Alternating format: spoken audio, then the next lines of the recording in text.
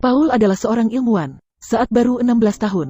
Dengan satu botol cairan hijau, dia membuat bom nuklir kecil, dan memicu perburuan militer. Dia suka singgah di sekolah, dan membuat penemuan kecil. Untuk apa dia mengembangkan cairan biru ini? Apakah untuk membuka laci dengan mudah? Salah, itu bisa menjadi bahan peledak kecil, untuk menjahili temannya. Dengan sedikit keahlian yang dia miliki, Paul baru selesai belajar hari ini. Dia melihat Jenny kesusahan, dan meminta bantuannya untuk membuka kunci mobil. Paul tanpa berkata apa-apa, langsung membuka kunci mobil dengan cepat. Keahlian luar biasa ini membuat Jenny terpukau dan mengagumi Paul. Ini adalah ibu Paul. Ia sudah lama menjanda, tapi kini dia sudah punya pacar baru. Ketika mereka mengobrol, Paul tiba-tiba muncul dan berkenalan dengan pacar ibunya. Pacar ibunya, John, memiliki sebuah laboratorium kecil, boleh digunakan untuk belajar. John sangat menyukainya. Keesokan harinya, Paul bersepeda untuk mencari John. Ia ingin berkunjung ke laboratorium. Paul merasa takjub. Ini bukan laboratorium kecil, ini laboratorium canggih. Saat itu, John memperlihatkan suatu eksperimen kecil, cara memotong pelat baja dengan laser, untuk mengelabuhi Paul agar tak curiga. Tapi, Paul tak sebodoh itu. Ini bukan laboratorium biasa, karena banyak sekali eksperimen berbahaya. Apalagi ada eksperimen senjata nuklir. Untuk mencari tahu, dia ikut makan malam bersama ibu dan pacarnya. Dia diam-diam masuk ke mobil John, dan menemukan kartu namanya. Benar saja, John adalah ahli nuklir. Jadi dia bergegas menemui Jenny, mengatakan bahwa dia punya rahasia besar.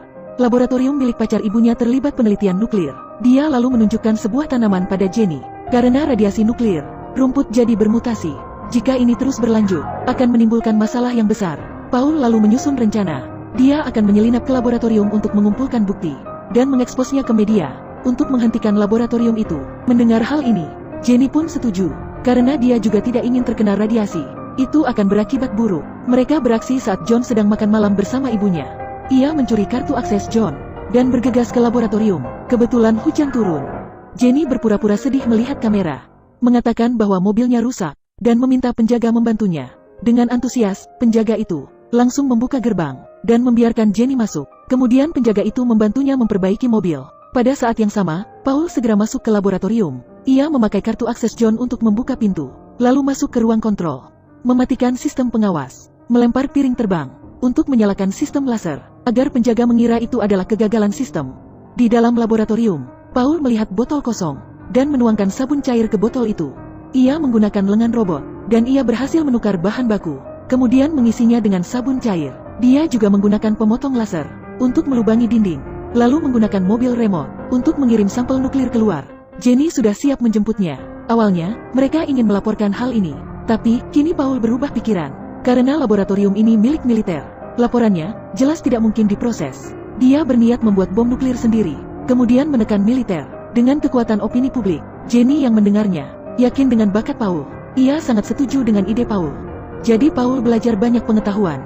Ia mengumpulkan segala informasi, menandai fakta-fakta penting yang tersedia, menyewa gudang khusus, sebagai laboratorium pribadi, yang rahasia. Suatu hari, Paul berhasil meledakkan perangkat. Dia lalu meminta temannya untuk membawakan nuklir. Bom nuklir ada di dalam tas. Setelah semuanya siap, Paul menuangkan nuklir ke hulu ledak, lalu menutupnya. Terakhir, melakukan perawatan anti karat. Bom nuklir kecil berhasil dibuat. Untuk dokumentasi, Jenny membawa kamera canggih, untuk memotretnya dengan jelas. Karena menurutnya, temuan Paul akan tercatat dalam sejarah. Sementara itu, John menemukan masalah di labnya. Mengapa kadar nuklir di botol ini sangat rendah? Ketika diperiksa lagi, ini seperti sabun cair untuk mencuci piring. Jadi dia bergegas ke laboratorium Paul. Tapi Paul tidak ada di sana. Di dalam glop ini, ditemukan botol sisa nuklir. Jadi, mulai sekarang, Paul dicap sebagai teroris nasional, dan akan segera tangkap. Sementara Paul pergi ke pameran sains yang bergengsi. Dia kesini hanya ingin menunjukkan bom nuklir yang telah dibuatnya sendiri, sehingga menimbulkan sensasi. Mereka hanya tertawa. Sebelum pameran, dia tertangkap oleh John. John memintanya untuk segera menyerahkan bom nuklir itu. Jika tidak, mereka akan ditangkap oleh militer. Semuanya terlihat sangar. Sementara Paul hanya remaja. Situasi menjadi menakutkan. Paul mengajak mereka ke tempat parkir, untuk menyerahkan bom nuklir itu.